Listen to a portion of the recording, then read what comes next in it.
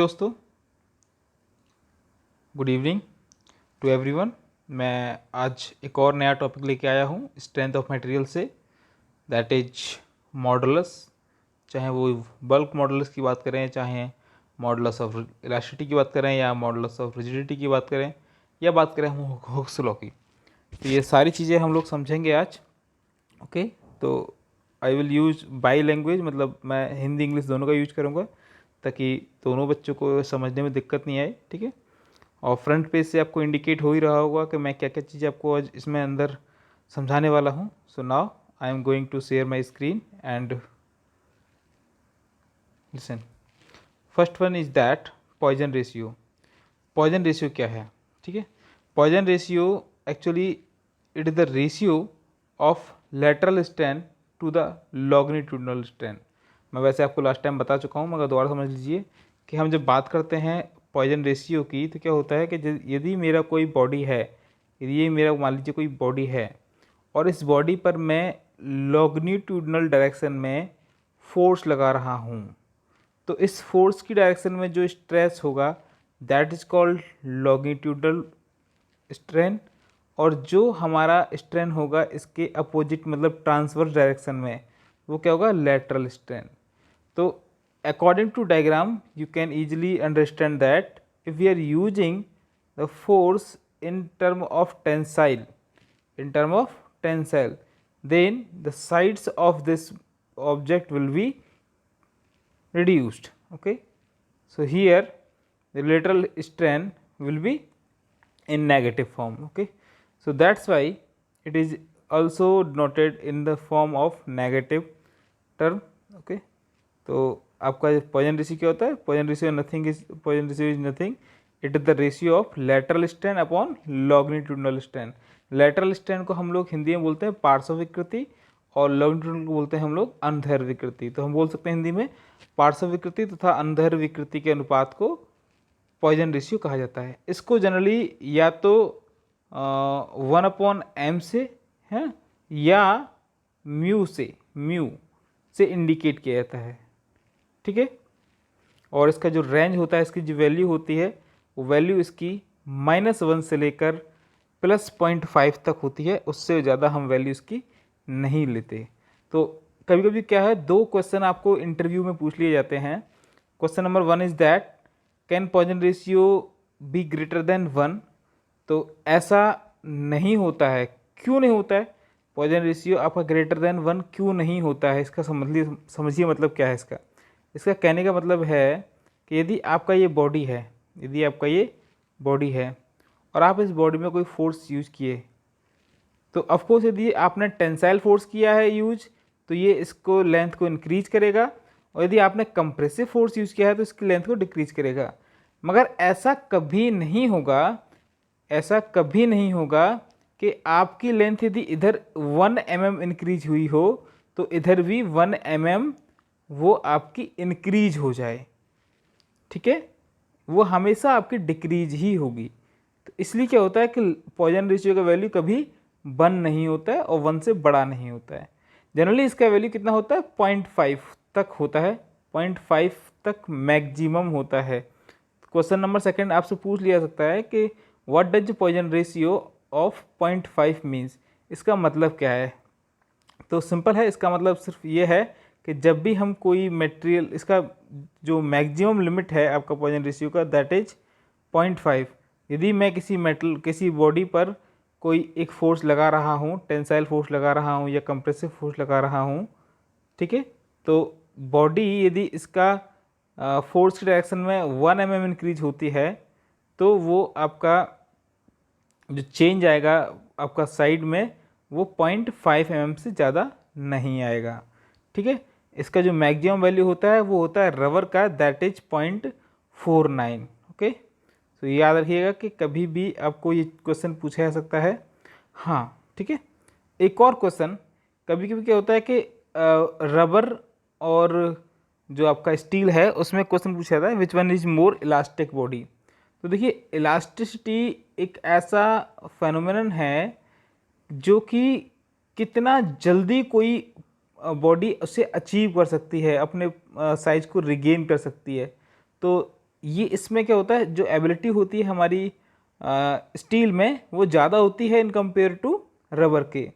Rubber हमारा ज़्यादा force लगाने पर, ज़्यादा फोर्स, एक तो ज़्यादा फोर्स ले लेगी और बहुत ज़्यादा फोर्स पे भी वो अपने साइज को रिगेन करने में बहुत कम टाइम लेगी। जबकि रबर क्या होगी, रबर बहुत कम फोर्स पे एक्सपेंड हो जाएगी और अपने साइज में आने के लिए उसे टाइम लगेगा। तो इसलिए क्या होता है, जो हमारी इलास्टिक बॉडी की बात की जाती है, which one is more elastic, तो आप हमेशा याद रखोगे कि आपकी जो स्टील होती है, ठीक है, वो हमेशा ज़्यादा इलास्टिक होती है इन कंपेयर टू रबर के। ओके, नेक्स्ट स्लाइड पे चलते हैं। तो हम बात करेंगे यहाँ पर हुक्स लॉ की, और हुक्स लॉ का actually the law which define the relationship between strain and stress up to the proportional limit, up to the proportional limit. याद रखिएगा, stress is directly proportional to the strain up to proportional limit. तो हम यहाँ कह सकते हैं कि Hooke's law क्या होता है, Hooke's law define the linear relationship between stress and strain within the elastic region. ठीक है, इलास्टिक लिमिट नहीं बोलेंगे, within the elastic region बोलेंगे। और कब तक, linear relationship, that is more important term. आपको लीनियर रिलेशनशिप बोलना है, आपको प्रोपोर्शनल लिमिट बोलना है, आपको अप टू इलास्टिक लिमिट नहीं बोलना है। ठीक है, यदि आप लीनियर रिलेशनशिप बोल रहे हो उसके बाद आप इसमें बोल रहे हो कि within the elastic region, तो आपका जो डेफिनेशन होगा वो करेक्ट होगा। इसका फॉर्मूला होता है sigma equal to capital E into small epsilon और एप्सिलॉन। तो यहाँ सिग्मा आपका होता है स्ट्रेस, ठीक है, डायरेक्ट स्ट्रेस होता है।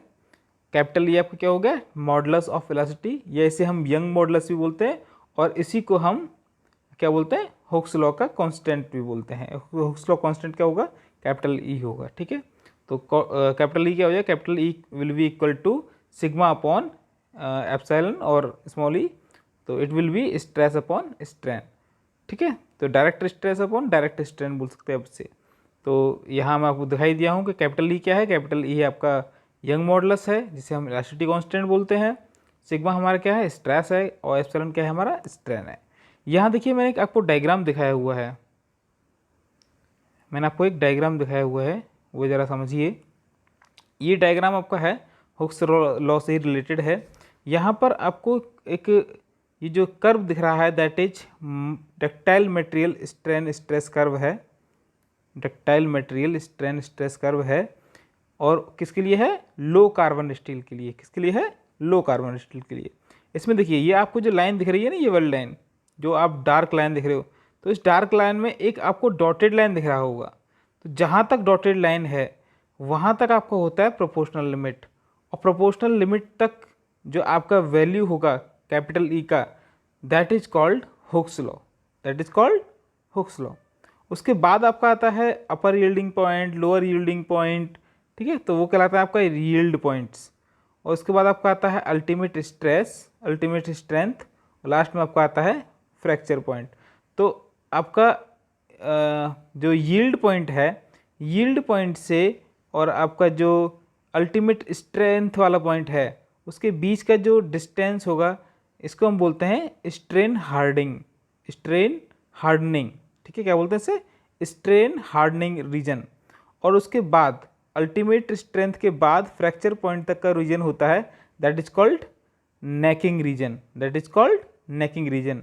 तो याद रखिएगा कि जब भी कभी आप बात करेंगे एक्सपेरिमेंट की, कि हम लोग जब यूटीएम पर एक्सपेरिमेंट करते हैं, तो यूटीएम पर एक्सपेरिमेंट करते टाइम आपका जो स्पेसिमेन होता है, ये जो आपका स्पेसिमेन होता है वो इस शेप का होता है ना, ये शेप का स्पेसिमेन होता है।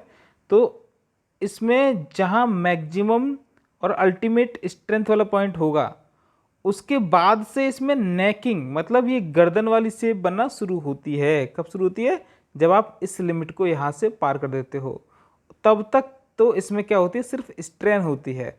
और स्ट्रेन आपका कप शेप में बोल सकते हैं, या फिर नेकिंग शेप में कन्वर्ट होना शुरू हो जाती है कब, जब आप अल्टीमेट स्ट्रेंथ को पार कर देते हो और वो किसी भी टाइम फिर बाद में ब्रेक हो जाती है, that is called fracture point. Okay, मैं अभी इसको दोबारा से आपको जो हम स्ट्रेन डायग्राम लेंगे लास्ट में, उस पर भी आपको एक बार बता दूंगा कि कहाँ कहाँ कौन कौन से पॉइंट होते हैं।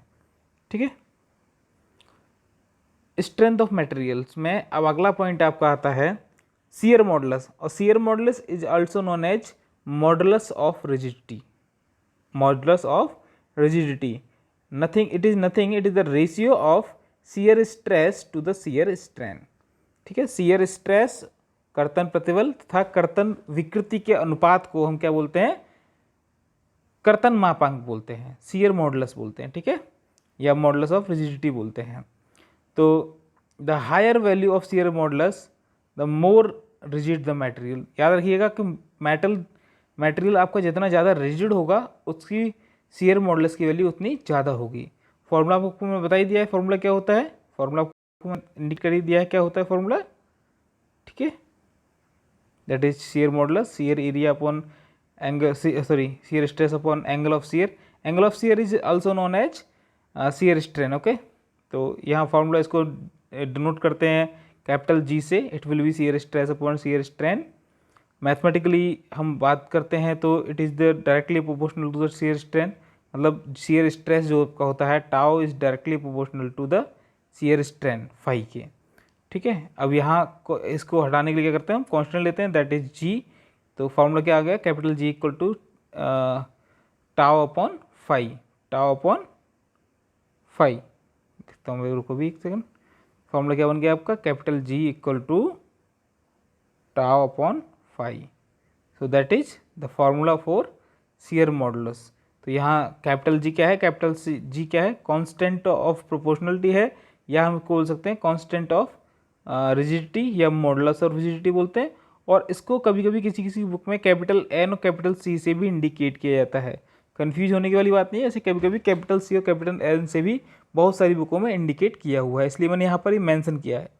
अब बात करें यूनिट्स की, तो मॉडुलस ऑफ रिजिडिटी की जो यूनिट होती है एसआई में, उसे हम बोलते हैं पास्कल।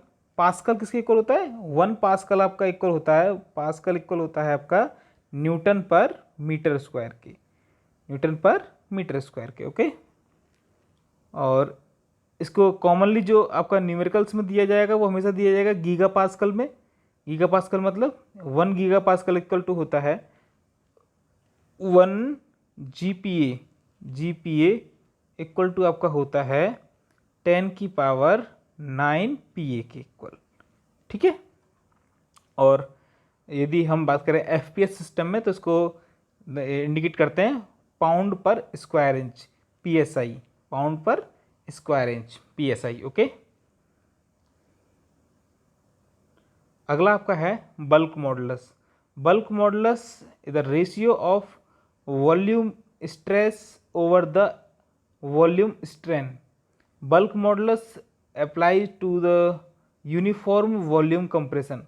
यदि मान लीजिए कि आपका कोई एक सब ऑब्जेक्ट है, जैसे आपको डायग्राम में दिखाया हुआ है, तो यदि इस ऑब्जेक्ट को मैं सभी तरफ से फोर्स लगाऊं या एक तरफ से फोर्स लगाऊं तो क्या होगा, इसके वॉल्यूम में चेंज आएगा।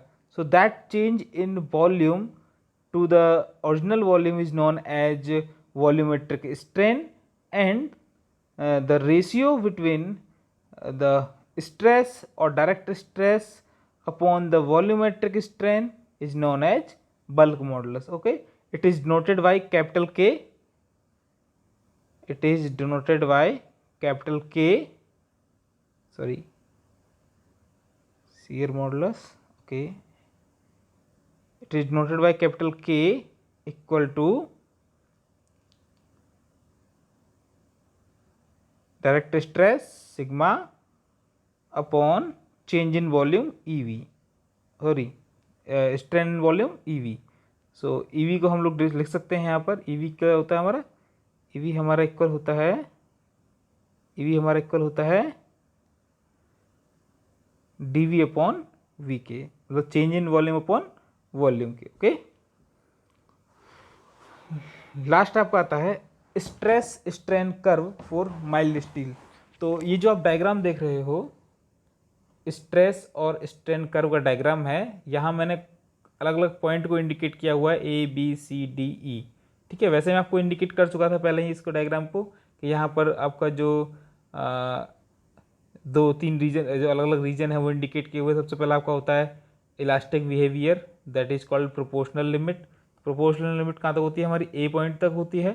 ठीक है, तो ओ से लेकर ए तक की लाइन जो यहाँ पर ड्रॉ किया हुआ है that is called linear relationship between stress and strain, और it is also known as proportional limit, ठीक है, where are Hooke's law will work. And then after B point is known as upper yielding stress point and point C is known as lower yielding stress point. तो upper yielding stress point और lower yielding stress point ये एक साथ combined भी हो सकते हैं, थोड़ा सा गैप पर भी हो सकते हैं, ठीक है. और देन आफ्टर जो पॉइंट डी आप देख रहे हैं, point D is known as ultimate stress point. तो अल्टीमेट स्ट्रेस पॉइंट से लेकर पॉइंट बी से लेकर पॉइंट डी तक के बीच का जो रीजन है that region is known as strain hardening region. That region is known as strain hardening region, or in this region our object will work as like a plastic object. okay, तो यहाँ पर क्या होगा, ये that is called plastic behavior. हमारा जो object होगा वो प्लास्टिक बिहेवियर करेगा इस रीजन में, और इससे पहले वाले रीजन में कैसा बिहेवियर करेगा, हमारा इलास्टिक बिहेवियर, ऐसा वो करेगा, आपका इलास्टिक बिहेवियर करेगा आपका ऑब्जेक्ट, ठीक है. तो मतलब पॉइंट ओ से लेकर बी तक चांस होता है कि हमारा ऑब्जेक्ट अब फोर्स हटाने के बाद अपनी ओरिजिनल शेप में आ सकता है, आ जाता है. कुछ पार्ट मतलब बहुत कम माइन्यूट पार्ट नहीं आ पाता है, इसीलिए पॉइंट ए यहाँ पर पहले दे दिया है. और जो पॉइंट बी से डी तक का रीजन है, इस रीजन में क्या होता है कि हमारा पार्ट अब प्लास्टिक रीजन में पहुँच गया. अब यदि हम उस पर से फोर्स हटा भी लेंगे तो उसकी जो चेंज हैं वो चेंज आपका रिकवर नहीं होंगे और वो अपनी साइज को दोबारा से रिगेन नहीं कर पाएगा. और last is that necking region. Necking region is nothing, it the region from point D from ultimate stress point to fracture point. Okay, the point is known as fracture point. तो इन दोनों के बीच का जो रीजन होता है that is called necking region. इसमें हमारा ऑब्जेक्ट कंप्लीटली ब्रेक होना शुरू हो जाता है और पॉइंट ई पर जाकर वो परफेक्ट तरीके से ब्रेक हो जाता है, ठीक है. तो ये है आज के लिए. तो आपका आज का वीडियो कैसा लगा हमें कमेंट में ज़रूर लिखिएगा, और thanks for watching this video. Please like, subscribe and share this video to all friends, and also जो बेल आइकन है आपको वहाँ पे भी क्लिक करना है so that you can notify my upcoming videos. Okay, thank you very much and good night.